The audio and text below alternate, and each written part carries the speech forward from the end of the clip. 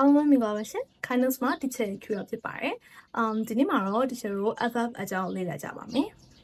ပထမဆုံးမလေ့လာခင်မှာဒီရဲ့ sentence လေးကိုတူတူဖတ်ကြည့်ကြရအောင် She sings beautifully ဒီနေရာမှာ beautifully ဆိုတဲ့စကားလုံးက FF ဖြစ်ပါတယ်အဲ့စကားလုံးကသူမတချင်းဆိုရင်ဘယ်လိုမျိုးတချင်းဆိုရင်းလဲဆိုတော့ဖော်ပြပေးနေရပါအဲ့လိုမျိုး verb တစ်ခုကိုပို့ပြီးမှအသေးစိတ်ကြအောင်ပံ့ပိုးပြီးတဲ့စကားလုံးကိုတချို့တို့က adverb လို့ခေါ်ပါတယ် adverb ဆိုတော့ adverb ဆိုတာက verb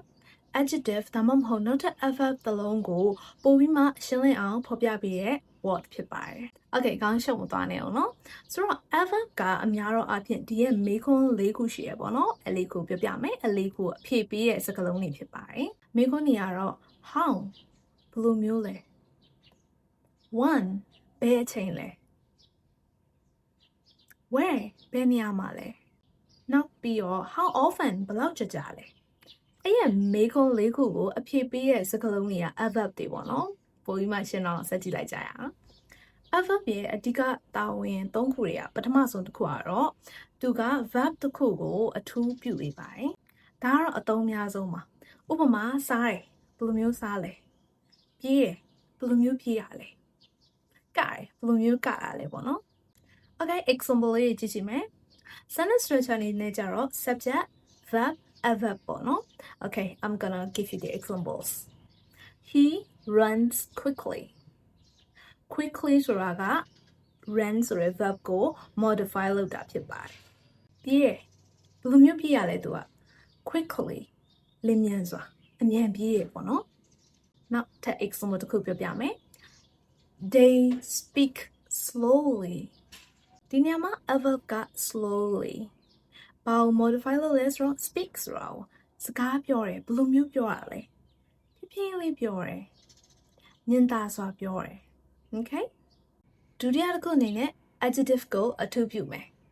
adjective ကိုဘယ်လိုမျိုးအထူးပြုမှာလဲဆိုတော့ beautiful she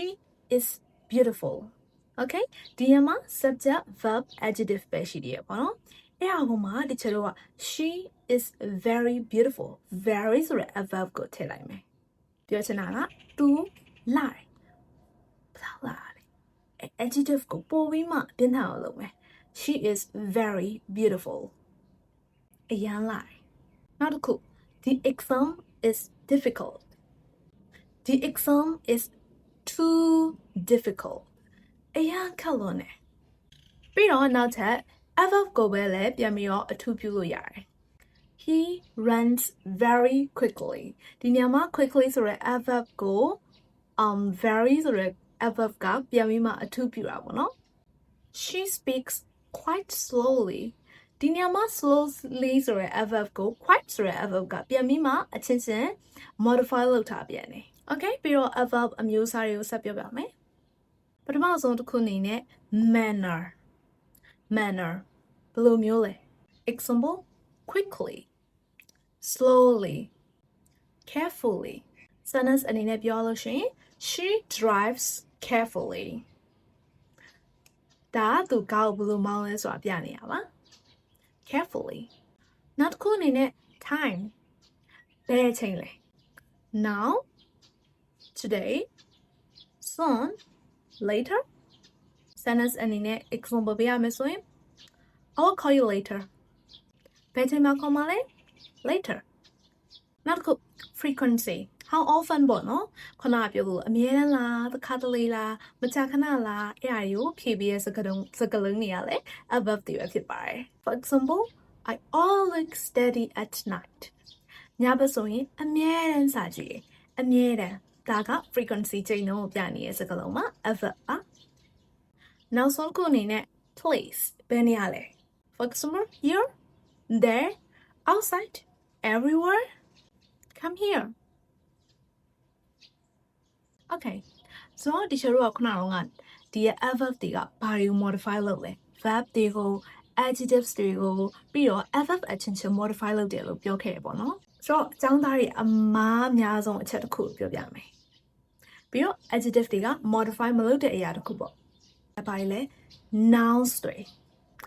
ဒီရဲ့ adverb တွေက nouns တွေကိုအထူးမပြုပါဘူး modify မလုပ်ပါဘူးဥပမာပြောလို့ရှိရင် we do not say a quickly car ဆိုတဲ့ noun ကို quickly ဆိုတဲ့ adverb က modify မလုပ်ပါဘူး noun ကို adjective ကပဲ modify လုပ်ပါမယ်ဥပမာပြောလို့ရှိရင် a fast car ဆိုမှမှန်ပါမယ် a quickly car ဆိုလို့ရှိရင်မှားပါတယ်အတူတူပြောလို့ရှိရင် adverb ဆိုတာက verb adjective ဒါမှမဟုတ် adverb ကိုပိုပြီးမှအသေးစိတ်ကြအောင်ပံ့ပိုးပေးရဲအထူးပြုပေးရဲစကားလုံးလေးပဲဖြစ်ပါတယ်နောက်ဆုံးလေးနဲ့ example 3ခုကိုအတူတူကြည့်လိုက်ရအောင် action ကိုပြရင် she sings beautifully adjective ကိုပြရင် the water is too cold adverb ချင်းချင်းလည်းပြန်ပြီးမှအထူးပြုကြရဲဥပမာ he speaks very fast ဒီနေ့သင်ခန်းစာလေးကတော့ဒီလောက်ပါပဲနောက်နေ့သင်ခန်းစာတွေမှာပြန်တွေ့ပါမယ် bye bye